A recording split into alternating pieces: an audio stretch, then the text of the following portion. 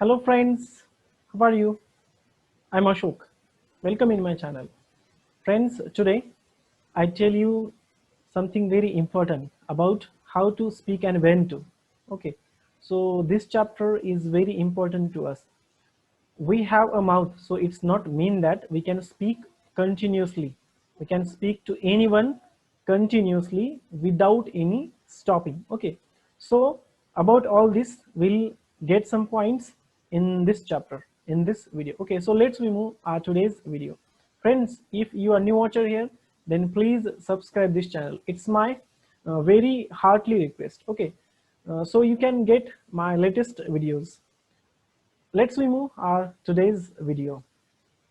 So friend, here is the title, and the title is think before you speak. Okay, so we have to think whether it's really necessary, it's really that we have to speak or not. हमें ये सोचना चाहिए कि हमें ये बोलने की जरूरत है या नहीं है.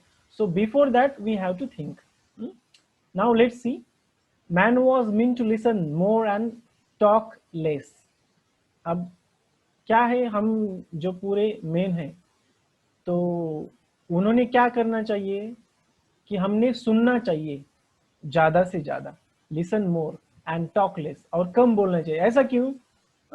That we have to speak very less and we have to listen more. Why? Because that is why, as the great British statesman Benjamin Disraeli said, nature has endowed man with 2 ears and 1 mouth. अब ये British जो एक statesman है वो क्या बोलता है, Benjamin डिज़राइली क्या बोलता है कि नेचर ने हमें, यानी मेन को, एक ही मुंह दिया है और 2 कान दिए हैं. That nature has given us only 1 mouth and 2 ears. Why?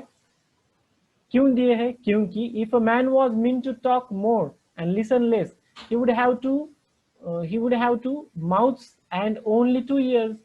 अब अगर हमें इसके लिए दिया है क्योंकि हमें कम बोलना चाहिए और ज्यादा सुनना चाहिए, इसीलिए 1 माउथ दिया है और 2 कान दिए हैं. इसीलिए नहीं, अगर ऐसा अगर होता कि हम ज्यादा बोलते हैं तो नेचर ने हमें 2 मुंह दिए होते और 1 कान दिया होता, क्योंकि हमें कम सुनना है. तो नेचर का भी ये मानना है कि हमें ज्यादा से ज्यादा सुनना चाहिए. That we have to listen more and many things. We have not to speak more, we have to speak less, we have to think, we have to listen more. Imagine how we would have looked, how strange with 2 mouths on the 2 sides and 1 ear at the center. अब कैसा होता, हमने ये सोचो कि कैसा होता कि अगर 2 माउथ हमें आजू बाजू में साइड में है और एक ही ईयर है वो बीच में है, तो कैसा होता है ना. ईयर की जगह पे आपने मुंह है, माउथ है, और अपना जो मुंह है, माउथ है, मुंह है, वहां पे एक ही ईयर है, तो कैसा दिखता है, इमेजिन करो. And mind you, the ears are like फ्यूनल्स.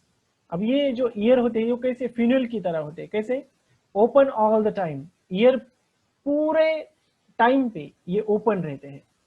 There is no door with which you can close them. वहां पे कोई भी डोअर नहीं है जो उसको क्लोज कर सके ईयर को. Whereas if you have to speak even one single word, that word must pass through 2 walls, 2 fences. अब ये हमें याद में रखना चाहिए कि जब हम बोलते हैं, तब बोलते वक्त जब हम बोलते हैं तो जो वर्ड होते हैं वो एक 2 फेंस को, यानी जैसे हम फेंस होती है अपने कंपाउंड वॉल, तो जैसे होती है वैसे ही 2 फेंस को वो छू के चले जाते हैं. कैसे? There is firstly the fence of these 2 rows of teeth. अब ये जो टीथ के जो 2 रो है वो एक फर्स्ट फेंस है. There is secondly the fence of the 2 lips. 2 जो टिप्स है वो सेकंड फेंस है. तो ये फेंस यानी कंपाउंड वॉल जैसे होते हैं, इस 2 को चीरते हुए वर्ड्स निकल जाते हैं. Before a word can be spoken, it has to pass, it has to pierce through these 2 walls, through these 2 fences. अब एक वर्ड मुंह से निकलने के लिए इन 2 जो वॉल्स है इनको छू के निकलना चाहिए, तो ही वर्ड बाहर आता है. Therefore we must think at least twice before we utter a word. इसीलिए तो हमें एक बार बोलने से पहले हमें सोच लेना चाहिए. Next, A very wise man once remarked that of the unspoken word you are a master. एक बहुत बड़े आदमी ने कहा है कि रिमार्क जो होता है वो बहुत वाइज मैन का, मास्टर जो लोग होते हैं उनका रिमार्क, उनको कैसे पहचाना जाता है, तो जो कम बोलते हैं इसका मतलब वो मास्टर है, वो ग्रेट है, ये उनकी एक पहचान होती है। Of the spoken word you are a slave, जो बोलते हैं, जो बहुत बोलते हैं इसका मतलब वो स्लेव है, वो झूठे हैं, वो मास्टर नहीं है। तो ये बोला जाता है, जो बोलते हैं इसका मतलब वो करते कुछ नहीं है, और जो नहीं बोलते इसका मतलब वो बहुत कुछ करते हैं, in simply language. Okay, so those peoples or those men who speak less and think a lot, so it means they are very great, they are master. And they are doing everything. But those people, those men who are only speaking, so it means they are doing nothing. जो बोलते हैं वो कुछ करते नहीं। हमारे पास एक ये वर्ड है, एक सेंटेंस है, क्या, जो गरजते हैं वो बरसते नहीं। Barking dogs never kite in English, barking dogs never kite, so never bite, barking dogs never bite. Okay, so this is one phrase. अब ये बोला जाता है इनके बारे में जो लोग ज्यादा बोलते हैं। तो फिर next line, once you have spoken a word you cannot get it back. अगर आपने कभी एक वर्ड बोला तो आप उस वर्ड को वापस नहीं ले सकते। do what we do what you will, जो आपकी इच्छा हो तो भी आप उस वर्ड को वापस नहीं ले सकते। therefore you must be very careful about the words that you speak. once the word has left your lips you will not be able to get it back. अगर एक बार आपकी जबान में से लफ्ज चला गया, वर्ड चला गया, तो उसको आप चाहे तो भी वापस नहीं ले सकते। जब ये वर्ड आपके टीथ को, आपके लिप्स को छू के चला जाता है तब वापस आप चाहे तो भी उसे नहीं ले सकते। Okay, so therefore we have to think first what we are speaking and for what. Okay, is it really necessary to speak? So before to speak we have to think. Now next, what are unspoken words? अब ये unspoken words क्या होते हैं? They are things you want to say but remain unsaid. Unspoken words क्या होते हैं कि जो कुछ चीजें हैं जिसे हमने कहना चाहिए तो हम कहते नहीं हैं, वो unsaid हो जाती है, as thoughts in your mind, जो अपने मन में रहते हैं। Once you have to put the thoughts into words, once the words have left your lips, you cannot change them or control them. जब आप बोलते हो, जो आप मन में जो है वो थॉट है, वही वर्ड है पर आप मन में है तो इसलिए वो थॉट बनता है। पर जब आप इस थॉट को आप अपने माउथ के थ्रू जब बोलते हो तो वो थॉट वर्ड में कन्वर्ट होता है। अगर आप चाहोगे तो भी आप उस थॉट को यानी वर्ड को चेंज नहीं कर सकते, ठीक है, देन आप उसके ऊपर कंट्रोल भी नहीं कर सकते। A young man went to his spiritual teacher and said, एक आदमी है, एक स्टूडेंट स्पिरिचुअल टीचर के पास जाता है और बोलता है, I have spoken very harsh and unkind words to my friend. वो बोलता है कि मैंने मेरे फ्रेंड को अनकाइंड वर्ड्स यानी जो काइंड वर्ड नहीं है, अच्छे वर्ड नहीं है, ऐसे सारे वर्ड उसको बोल दिए हैं, and he is deeply hurt, तो इसीलिए वो हर्ट हुआ है। I am afraid I have lost my friendship with him, तो मुझे डर लग रहा है कि मेरी जो फ्रेंडशिप है वो मेरी फ्रेंडशिप वो चली गई है, अब कोलैप्स हो चुकी है। How can I make amends, मैं इसको कैसे रिकवर कर सकता हूँ, ऐसे वो बोलता है। Then the wise teacher gave him a fresh sheet of the blank paper and a pen, he said to the young man. अब वो जो टीचर है, स्पिरिचुअल टीचर, वो क्या करता है, उस यंग मैन को एक फ्रेश शीट देता है और एक ब्लैंक पेपर, और वो बोलता है कि एक पेन देके बोलता है कि इस पर क्या करो, write down on this paper all the harsh things you said to him, जो कुछ तुमने अपने फ्रेंड को बोला है वो सब कुछ इस कागज पे लिखो। The young man did as he was told and showed the paper to the teacher. अब जैसे टीचर ने बोला है वैसे सब करता है और वो फिर पेज उस टीचर को दे देता है। Now tear up this sheet of paper into as many small bits as you can, the wise teacher said. अब टीचर बोलता है कि मेरे पास देने की वजह क्या करो, आप इस पेपर को फाड़ दो, बहुत सारे उसके टुकड़े कर दो। Soon the single sheet was born into 100 tiny beads of paper. बहुत सारे उस कागज के टुकड़े करना होता है और फिर उस एक सिंगल कागज के बहुत सारे टुकड़े, हंड्रेड्स ऑफ बीट्स उसके हो जाते हैं. Throw the bits out of this window, the teacher told him. अब क्या करो, उस स्टूडेंट को बोलता है कि ये जो पेपर के टुकड़े हैं बहुत सारे, ये पूरे टुकड़े क्या करो, उस विंडो में से बाहर फेंक के दे दो. That was easily done. It was windy day that the tiny beads were scattered far and wide even as the young man watched. अब वो विंडी डे थे तो हवा चल रही थी, तो विंडो में से जैसे ही उस स्टूडेंट ने, उस आदमी ने वो कागज के टुकड़े फेंक दिए तो उसने देखा कि वो हवा के साथ बहुत दूर जा चुके थे. Now go out into the street and collect as many bits of the paper as you can, the teacher ordered him.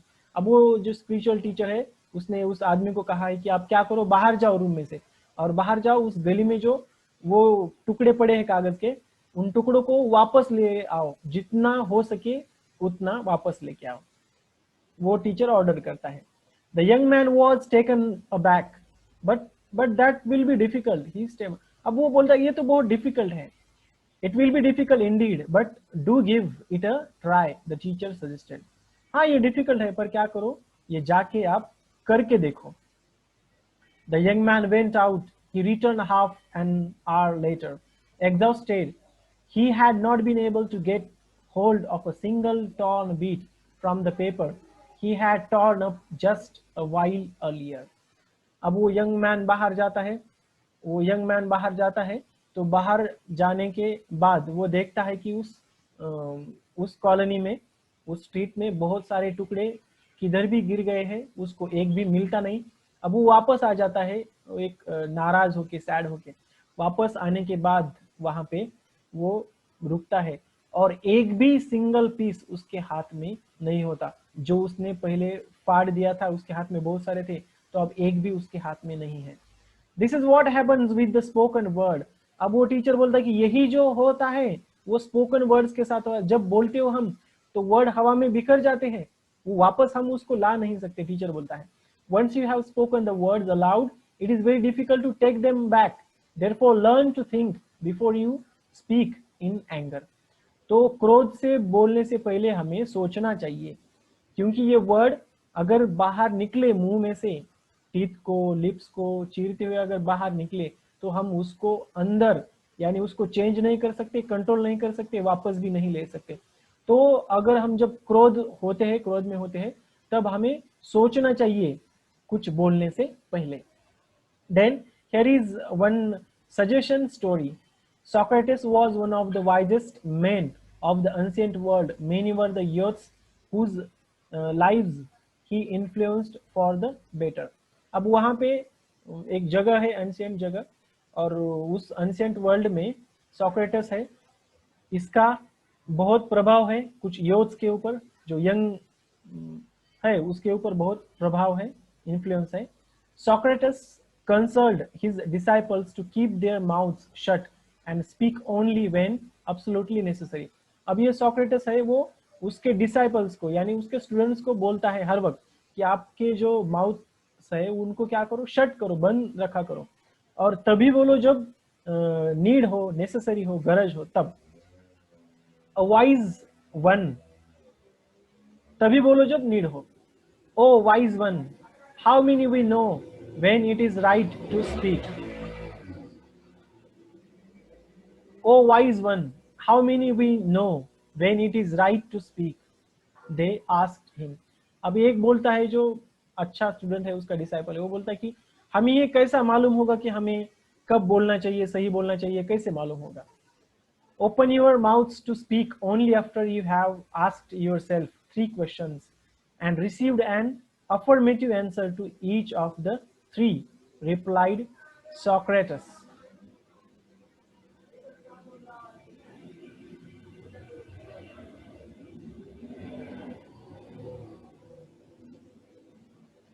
Open your mouths to speak only after you have asked yourself 3 questions and received an affirmative answer to each of the 3 replied Socrates.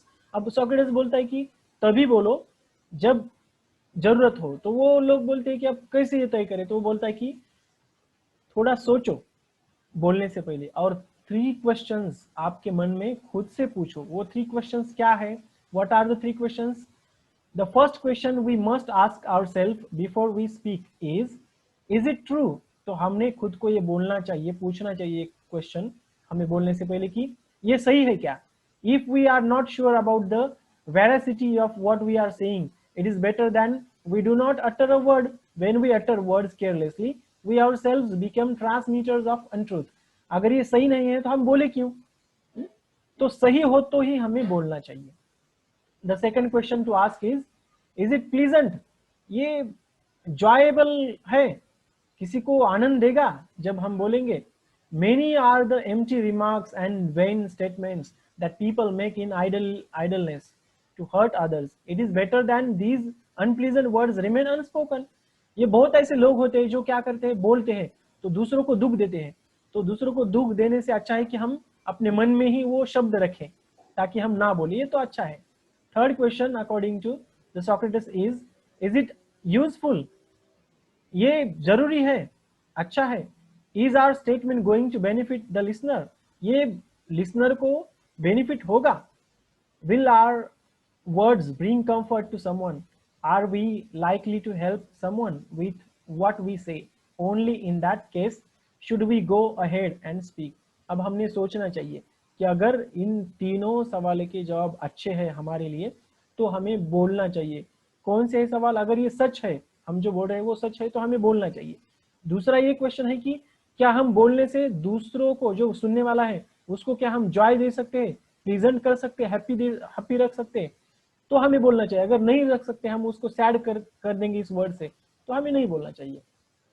ये जो words है ये useful है क्या, ये सोचना चाहिए। अगर ये यूजफुल है लिसनर के लिए तो हमें जरूर बोलना चाहिए। ऐसा सोक्रेटिस उस डिसाइपल को बोलता है। Now this chapter is and over here.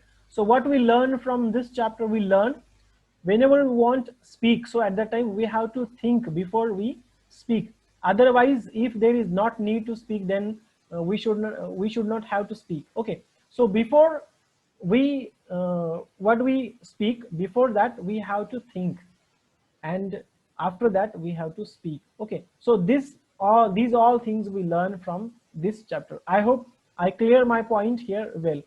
If you have any doubt, any difficulty about this, then you can ask me, comment me in the comment box. Okay, so I'll stop here this lecture, this video here.